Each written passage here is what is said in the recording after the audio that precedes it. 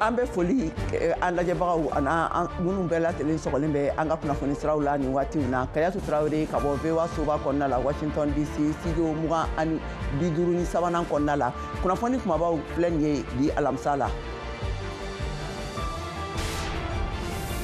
Mali la fanga tigilamɔgɔw tun ye latigɛ min kɛ ka politiki ani baɲumankɛw bɛrɛbɛrɛlitɔnw ka baaraw la ɲɔngiri lawulila kunungo araba la u fɛ kalo 3 kɔfɛ an bɛna fasodenw ani politikitɔ ɲɛmaw ka fara politiki dɔnbagalajɛw ka hakilinaw an'u ka sɛgɛsɛgɛliw lamɛn an ka jɛmukan kɔnɔna la. Guy Hervé Kama Burkina Faso soroladonikɛla ne faso jamakulu ɲɛma don ne a tun minɛna siɲɛ 2 ɲɔgɔnna la fanga fɛ ka sababu kɛ k'a ye janfaw dilan ka ɲɛsin fanga ma labilala kiirikɛlaw ka yamaruya kɔnɔna na arabadon wula la a ka kulu ka laseli la an ka laselikɛla bɛna détails di an ma jɛmukan kɔnɔna la a kan. Burkina Faso sɔrɔdasi fanga ɲɛma min bɛ fanga la Burkina Faso kapitɛni Ibrahim Traoré ye basigiɲɔgɔn jamanaw Ivoire ani Benin alamisadon na jalaki k'u bɛ fɛ ko ka basigibaliya bila Burkina Faso jamana kan waati la diplomasi farafinna tilebiyan fanfɛ jamanaw ni ɲɔgɔn cɛla la bɛɛ gɛlɛyaba kɔnɔna la. OTAN jamana 32 ye laseliw kɛ k'a yira k'a fɔ ko Ukraine bɛ sira ɲumanw kan minnu tɛ segin kɔ fiyewu ka OTAN tɔndenya ta awa k'o sababu la k'u bɛ u ka garanti di ka dɛmɛ tuguni ko kura fitinɛ gɛlɛn min bɛ ani Russie la ni ɲɔgɔn cɛla la. A y'aw bisimila ni a kalo 3 ɲɔgɔnna ye Mali fanga ye sariya dɔ ta ka politiki ani politikitɔnw olu ka baaraw kɛtaw bɛɛ lajɛlen bali ayiwa kunu araba ministriw ka dɔgɔkun tɔnsigi senfɛ u ye dansigi kɛ a latigɛ ninnu na Mohamed Daɲogo VOA Bambara ka laselikɛla ka bɔ Bamakɔ bɛ kuma a kan an ka kumakanw lamɛn.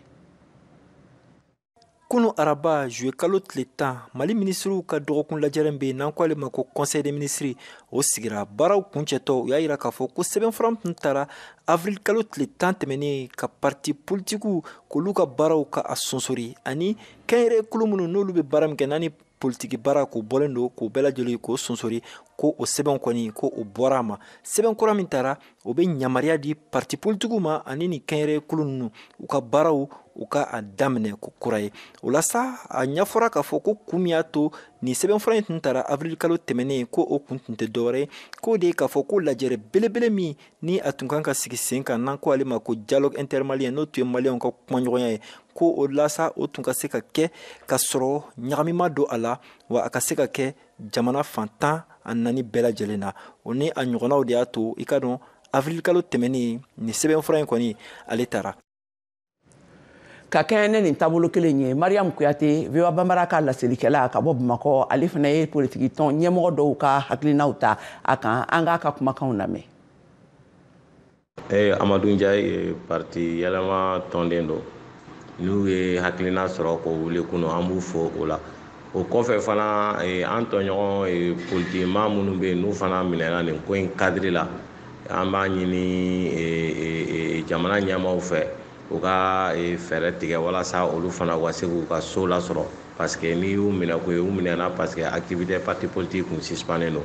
o kɔfɛ fana an bɛ se ka mun fɔ jamana ɲɛmaaw ye o ye u ka baara kɛ hali bi ka maaw fara ɲɔgɔn kan ka maaw kalan walasa bibi na u ka sigi ka fɔ bonya kosɛbɛ jamana tɛ jɔ parti politique kɔ walasa u ka chronogramme dɔ bɔ mun tɛna janya walasa jamana ka se ka élection organiser an ka segin ordre constitutionnel kɔnɔna la.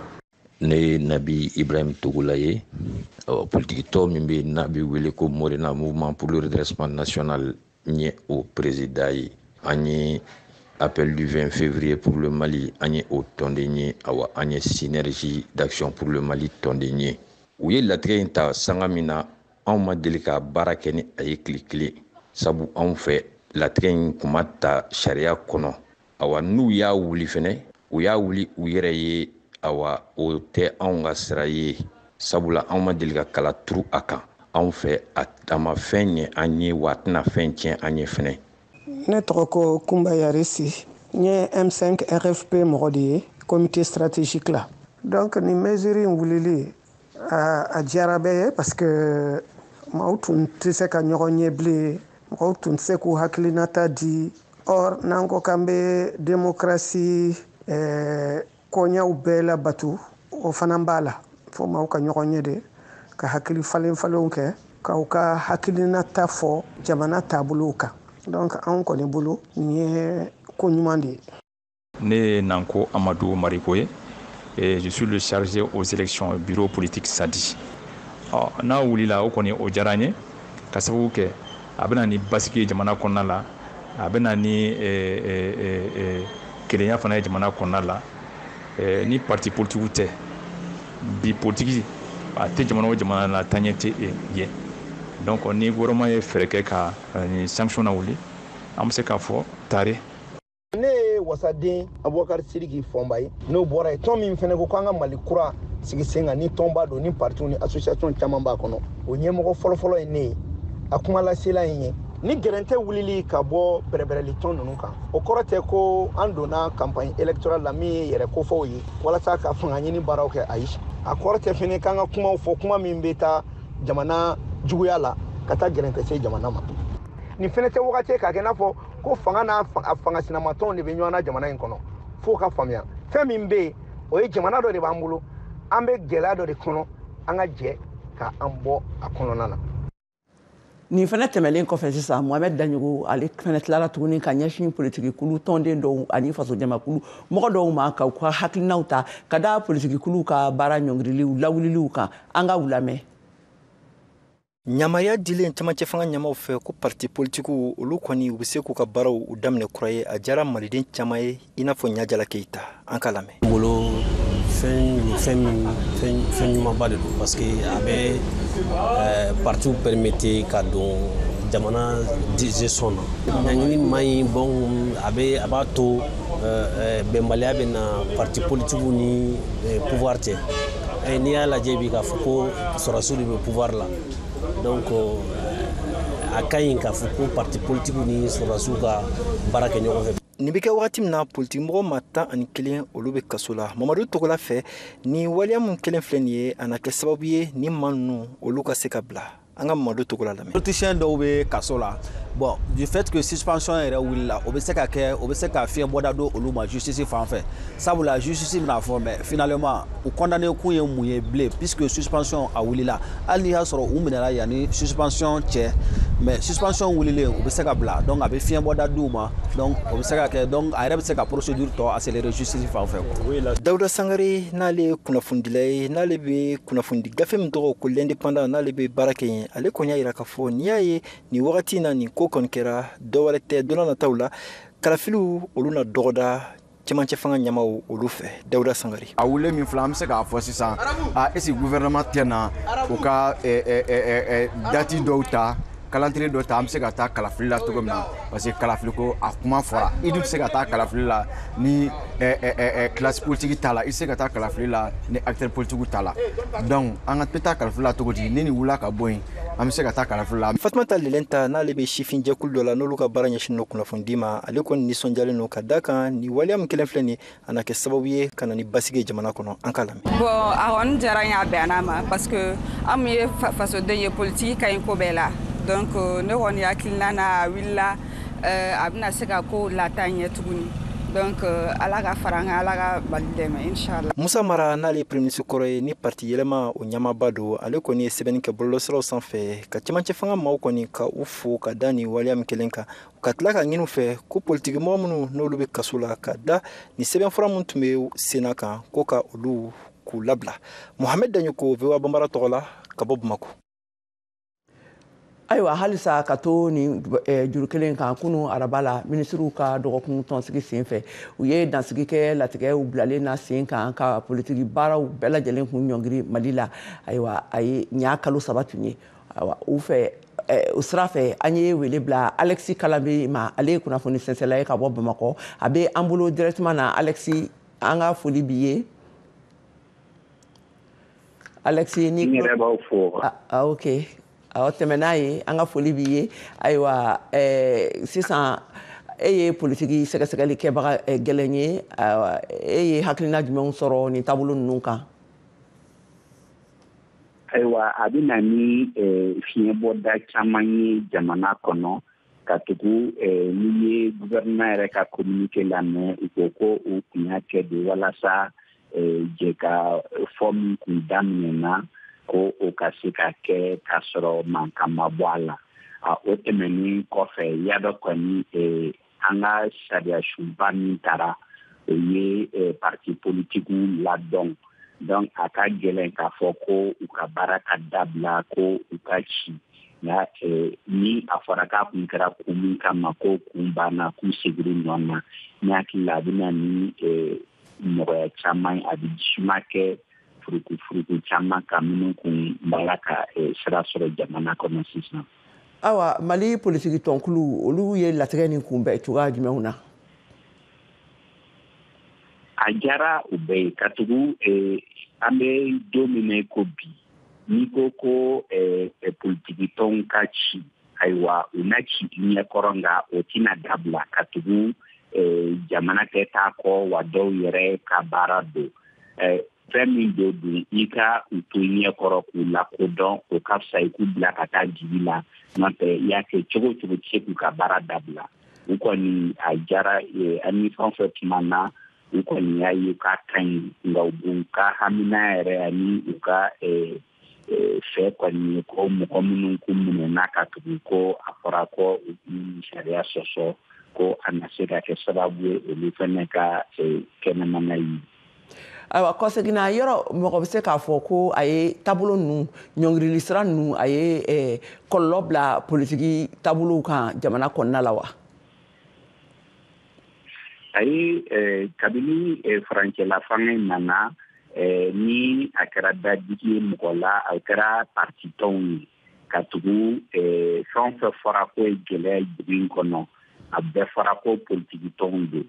A daminɛ na u ye mun ye k'u sigi a kan nka kɔfɛ n'an y'a ye tuma ka jaabili kɛ nka caman bɛ yen minnu siranna k'u sen bɔ a la minnu bɛ yen nɔ u siranna k'u hamina fɔ ani minnu ye k'a fɔ ko ayiwa n'a fɔra ko jamanadenw tɛ a ka baara dɔn wali t'a ka baara fɛ bilen olu sen bɔ a la a kɛra kɔlɔlɔba ye parti politikiw bolo ani a ye fiɲɛba bila u ka baara la ani mɔgɔw ka ye cogo la u fan fɛ.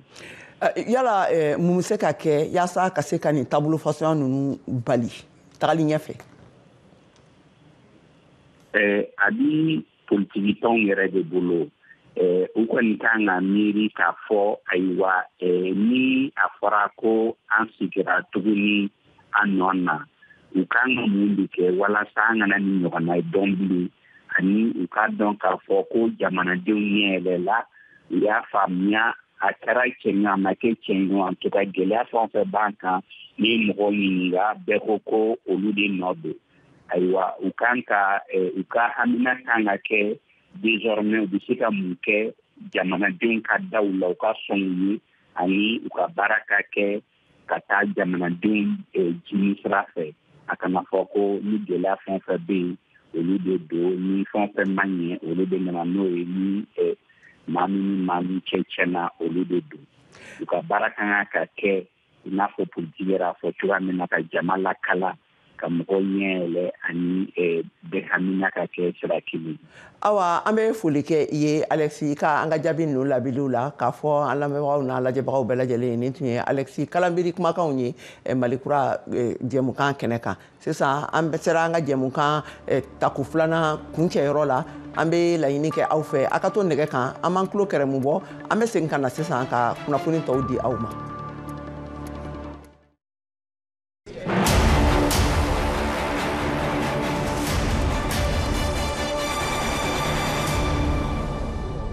An balimaw ani yantuma nin dɔgɔkun an b'a fɔ jɛmukan na an bɛna kuma Mali senatolon o gɛlɛyaw kan. Tiɲɛna Mali senatolon ye gɛlɛya caman sɔrɔ nin san 10 laban ninnu na ka taa FEMA foot n'o ye senatolon jamakulu ye ani Aigle national olu ka degekɛla o bɔlen a ka baara la. Aw hakilina ye mun ye? Mun de bɛ ka Mali senatolantan o basigibaliya kosɛbɛ mun de kan ka kɛ o gɛlɛyaw la? Ayiwa minnu b'a fɛ k'u da don an ka jumadon n'o ye juillet kalo o tile 12 jamukan na a y'a tulo sɔgɔ VOA Afrique an b'a fɔ kɛnɛ kan. Ayiwa nin baro duman nin a kana fɔ kɔ dɛ.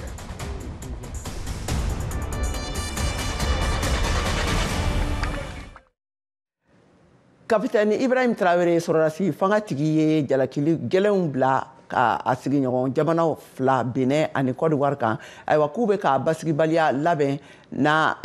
ka ɲɛsin ale ka jamana ma waati la funteniba bɛ baarakɛɲɔgɔnyaw jamanaw ni ɲɔgɔn cɛla la farafinna tilebiyan fanfɛlaw fɛ ayiwa kapitɛni Traoré ka sarankaliw sen fɛ min ye fanga ta Burkina Faso fangadafiri sen fɛ san 2022 waati la y'a ka san 5 nataw baaraw dayira jamanadenw na ayiwa a ye impérialistes a yɛrɛ bolo n'olu ye jamana faso juguw ye ka fara farafinna tilebiyan fanfɛ sigiɲɔgɔn jamana dɔw kan kɛrɛnkɛrɛnnenya la Côte d'Ivoire ani Benin k'olu bɛ k'u jalaki ayiwa k'u bɛ kan ka Faransi dɛmɛ ka Burkina Faso basigibaliya siraw ta Traoré ye sinsira jamana ka yɛrɛma hɔrɔnya kan ne bolosigiliw ye a ka labɛnw kɛ walasa ka sanubɔ yamaruya baara sɛbɛn ninnu olu bɛ se ka kɔlɔsi cogoya min na jamana nafolo a bɛ se ka jamana yɛrɛ nafa cogoya min na sira minnu kan awa a y'o olu bɛɛ da mɔgɔw tulo kan a tilala ka wele bila fɛnɛ ka faso kanu kuma ɲɔgɔnyaw jamanadenw ni ɲɔgɔn cɛla a ye wele bila olu la ka tɛmɛ ni halisa kunnafoni ye an bɛ to halisa Burkina Faso kaw fɛ yen nɔ a yirala k'a fɔ fɛn min ye Guy Hervé Kam ne Burkina Faso sonadonikɛla don ani a faso jamakulu ɲɛmɔgɔ fɛnɛ don ale kun minɛna siɲɛ 2 ɲɔgɔnna la ka sababu kɛ k'a bɛ ka basigibaliyaw labɛn ka ɲɛsin jamana ma ayiwa a labilala kiirikɛlaw olu ka yamaruya kɔnɔna la kunungo araba la Modibo Dambele ye ɲininkali tɛnkunnen sɛmɛ Kader Traoré la VOA Bambara ka lasirikɛla ka bɔ Wagadugu an k'u ka baro lamɛn.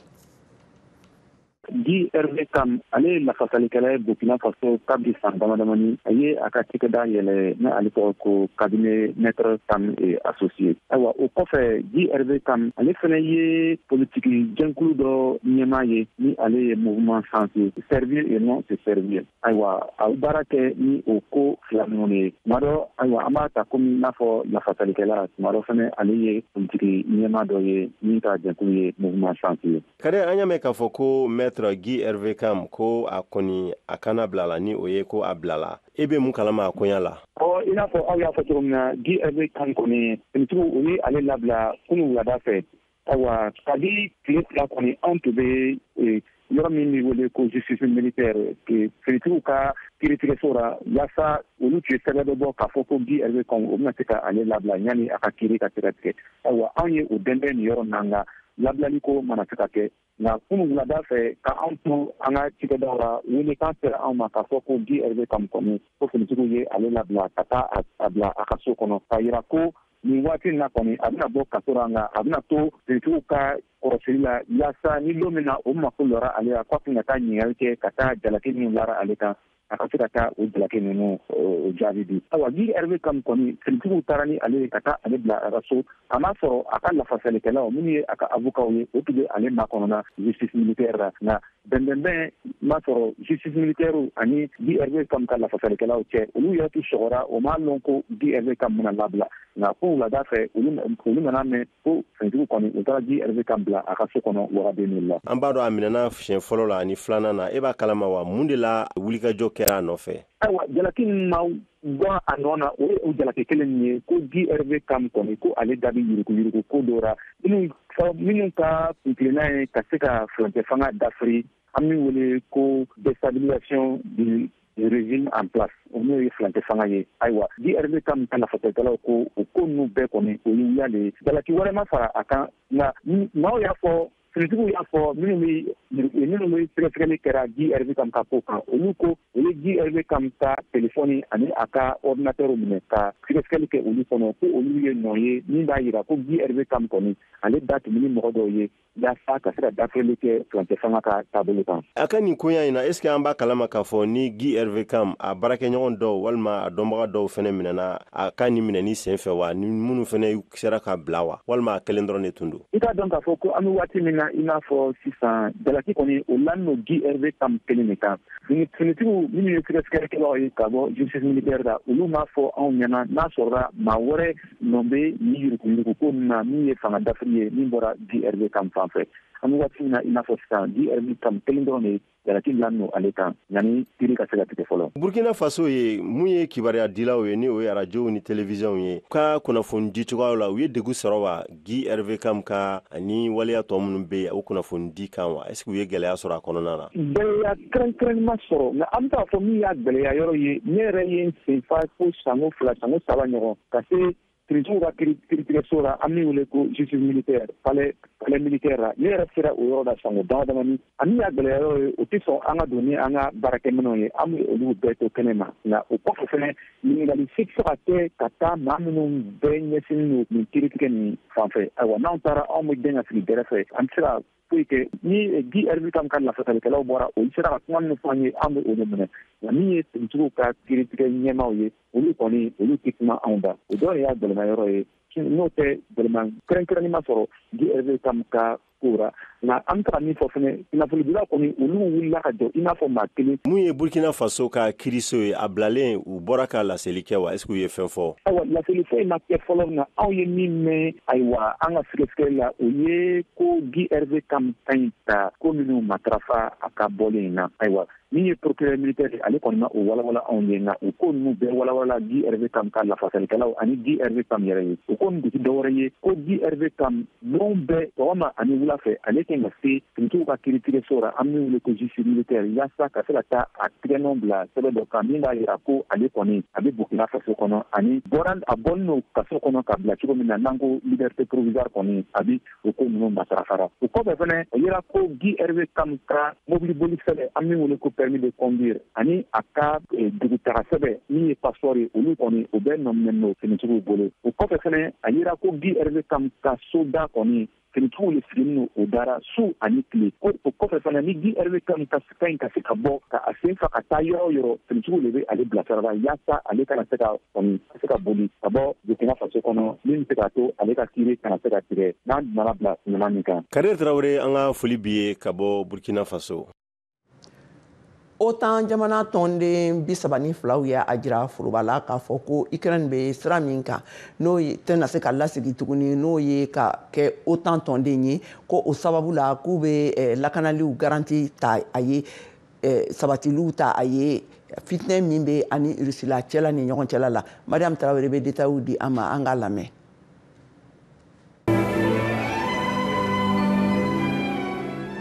diɲɛ segolabaw ka tɔn OTAN tɔndenw kelen ani ka fara a bakuruba kan farala ɲɔgɔn kan arabadon ka ni bataki kunnafoniw lase min kɛra u ka lajɛrɛba senfɛ Washington. A hakilina baara dɔw ye tali kɛ lakanako kan walasa ka dɛmɛ don Ukraine jamana ma. A jamanaw i n'a fɔ États-Unis, Pays-Bas ani Denmark olu fɛnɛ ye kunnafoniw lase k'u ka kɛlɛkɛ pankurunjile min bɛ wele ko F-16 ko kunfɔlɔ minnu labilala OTAN fɛ bɛna di Ukraine jamana finitigiw ka pankurun bolilaw ma yanni ɲinan tilema ka ban. OTAN jɛkulu y'a lase fɛnɛ arabadon ko dɔ bɛna fara u ka wulikajɔ hakɛ kan min kuntagala bɛna jɛnya kosɛbɛ ka taa Ukraine jamana ma ko n'o dɔw bɛna kɛ ni jateminɛliw ye lakanako nasiraw fɛ ani fɛnɛ ko ka fara u ka cakɛyɔrɔ kura dɔ sigili la sen kan OTAN jɛkulu fɛ ko n'o kun de ye ko ka garanti di Ukraine jamana ma ni kɛlɛkɛminɛw dili ye ka fara degili walew kan min bɛna bɔ u ka tɔndenw yɔrɔ. U y'a yira o senfɛ ko ni kunnafoni minnu bɛɛ lajɛlen dira tɛna labɔli kɛ ka taa Ukraine jamana ma walasa a ka se ka kɛlɛkɛminɛ jolenbaw sɔrɔ a mago bɛna se minnu ma ka se ka Rusila jamana finitigiw ka sanfɛ kɛlɛkɛ pankurunw kɛlɛ. OTAN u ka jɛkulu ciladen Jens Stoltenberg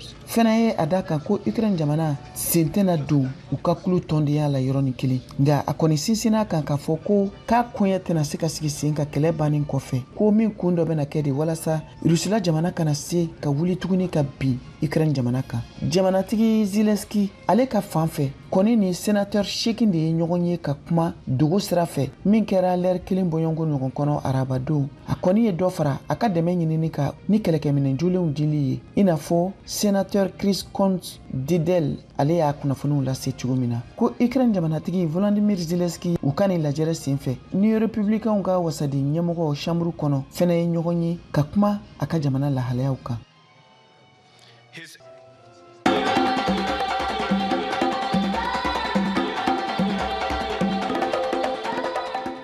Farikolo ɲɛnajɛ kɛnɛ Siyaka Tarawele bolo.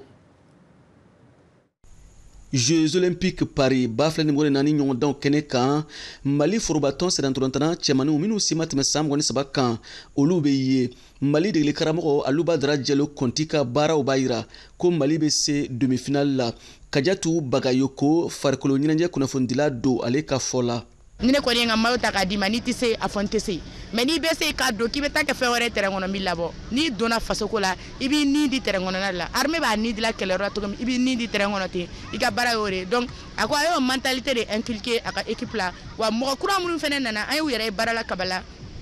mentalité kelen de b'u la ça veut dire quoi ça veut dire que an kɔni an bɛ se k'a jigiya k'a fɔ ko Konti n'a ka cɛdenw a gɛlɛyalen o bɛ sɔn ka kɛ an selen fɔ demi-finale la parce que phase de poule kɔni an jigi b'a kan an bɛ sɔn ka bɔ yen.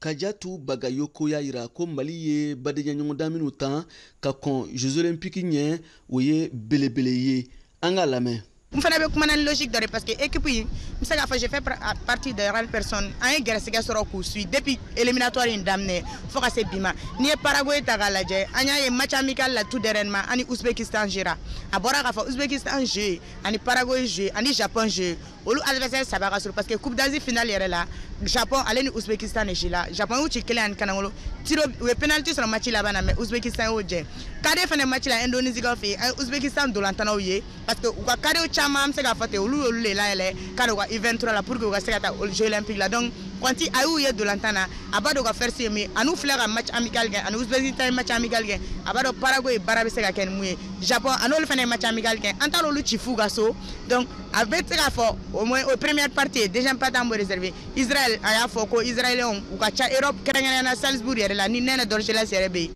Jeux olympiques nafan ka bon kosɛbɛ o de la ka ye a kɛnɛ kan o ka ɲi kosɛbɛ Kadiatu Bagayoko. Jeux olympiques ka di ni coupe du monde a fɔ mun na parce que Jeux olympiques la i b'a ye discipline joli de b'a la bɛɛ de bɛ taa ɲɔgɔn sɔrɔ jamana kelen kan coupe du monde dun na o ye ballontan gun ka ye dɔrɔn Jeux olympiques a valeur ka bon.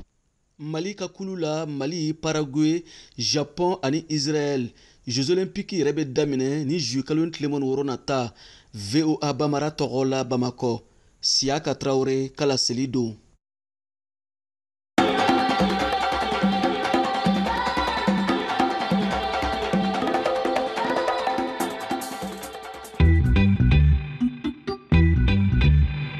Salut Jenny. Salut Roger. Dans Vous et Nous, on parle de sujets qui vous parlent. Dans Vous et Nous, Africains et Américains se racontent et se rencontrent.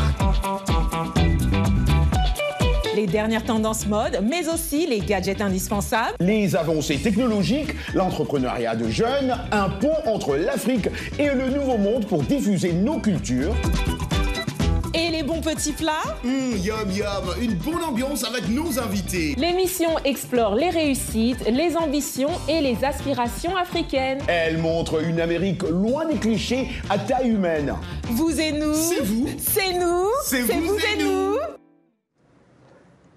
Ayiwa an balima a b'a faamu nin bɛ dansigi kɛ an ka bi jɛmukan na aw bɛ kunnafoni ninnu bɛɛ lajɛlen sɔrɔ an ka bɔlɔlɔsiraw fɛ a belebeleba n'o ye www.voabambara.com ye awa an bɛ sɔrɔ fana an ka pagew kan n'o ye YouTube, Facebook, Instagram ani page wɛrɛw kan bɔlɔlɔsiraw fɛ k'a fɔ aw ɲɛna ka foli ani tanuni k'o lase aw bɛɛ lajɛlen ma aw ni ce aw ka kulomajɔ la ni tun ye Kayatu Tarawele kumakan ye ka bɔ VOA soba kɔnɔna la studio 53 kɔnɔna la an ka foli bɛ aw bɛɛ lajɛlen ye a k'an bɛn waati wɛrɛ.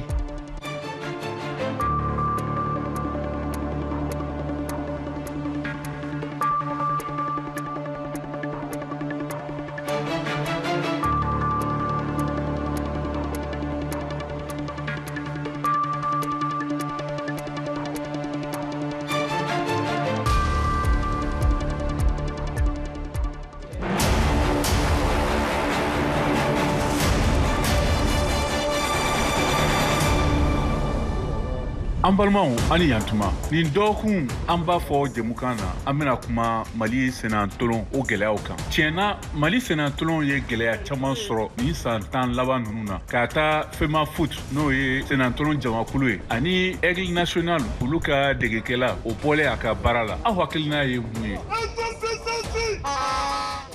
mun de bɛ ka Mali senna ntolantan o basigibaliya kosɛbɛ mun de kan ka kɛ o gɛlɛyaw la ayiwa minnu b'a fɛ k'u da don an ka jumadon n'o ye juillet kalo o tile 12 jamukan na a y'a tulo sɔgɔ VOA Afrique an b'a fɔ kɛnɛ kan ayiwa nin baro duman nin a kana fɔ kɔ dɛ